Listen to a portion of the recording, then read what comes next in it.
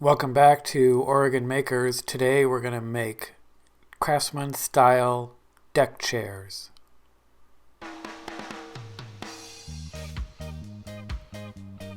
And I know you all know how to break down material, but here's me breaking down all the widths and then the lengths. And here's all the parts for 2 chairs.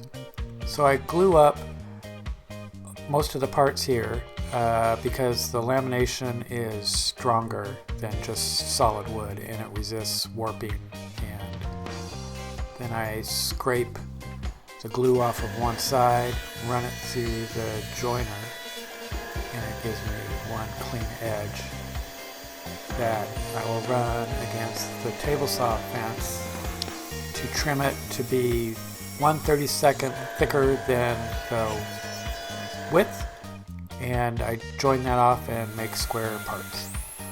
And then 3 years later I'm in a new shop and pick the job up again and putting a little detail on all the horizontal pieces.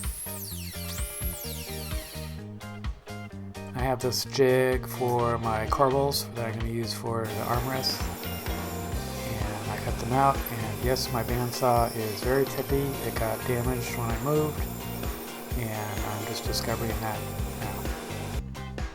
So I have this layout jig for the mortises. It's for the detail in the backrest, and that's all the holes drilled. Making half laps, and they fit. So now I'm gonna cut all the half laps, and I'm gonna glue these up. So these are for the sides of the chair, and super strong, gives the chair a lot of strength. Plus it puts all these pieces in one plane, which is kind of nice. They'll be on the same plane as the legs.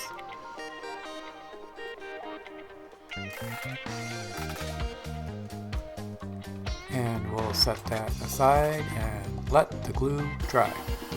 So back at the tippy bandsaw, and I'm cutting out a little detail that goes in the arms, and I'm knocking the corners off. And I'll round those off on my spindle sander here, and getting the corbels all nice.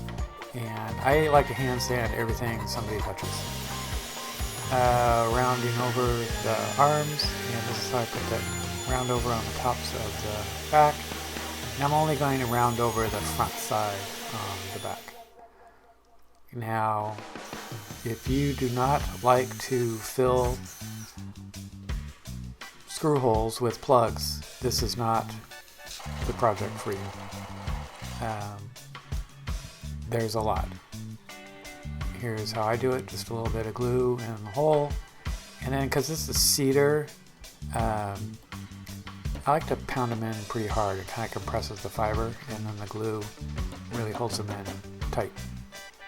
And I will come back and trim these flush.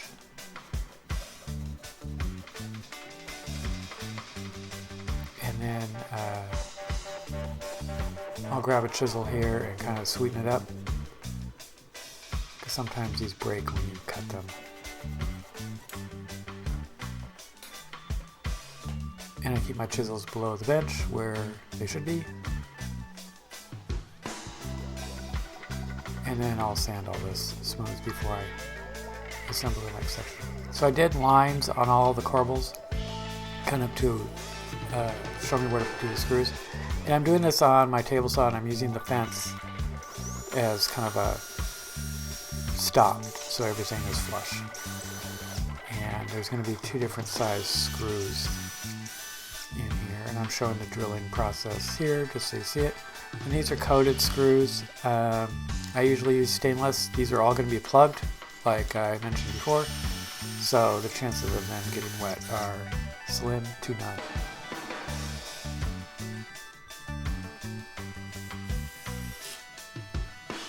And then, because the arm is so big, I put another corbel for support on the front.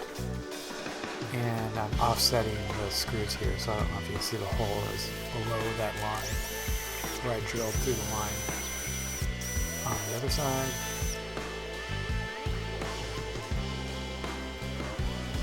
and I like to plug as I go, so each little subassembly I plug. Putting the arms on, and they're offset by 3/4, so I have plywood down on the table saw. This horizontal piece lines up with the bottom of the lattice and is offset by a horizontal piece that goes across the front, so that's what I use to kind of line it up. And now we put all the parts on. I'm pre-drilling all this, and I'm just showing the screw part. But I've got Lisa to clamp on there, and I'm using a spacer to make sure everything is spaced correctly. That's for the seat. That's for the back. And there's a little sub-assembly done. I plug all those holes and come back and trim them, chisel them, sand them. Now I'm putting the back on. I have a piece of 3/4 inch plywood on the bed of the table saw. To lift those off the ground.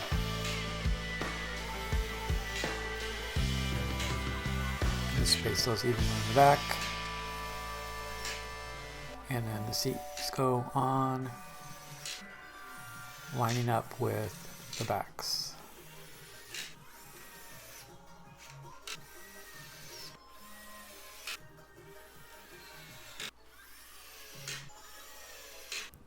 And then all those holes are plugged and sanded. And this is a support that's going to go on the back.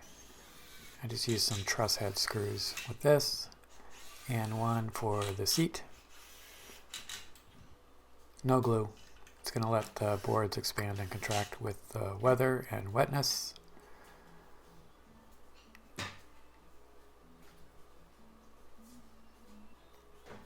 And we'll give them a test sit. See how I did. That one is good. Arm heights are perfect on these chairs, by the way. Yep, good to go. So I'm going to protect the feet here. I'm taking the edge off just in case they slide around, but I'm also putting sliders on, and these are for carpet, but they work really good on a deck and on concrete.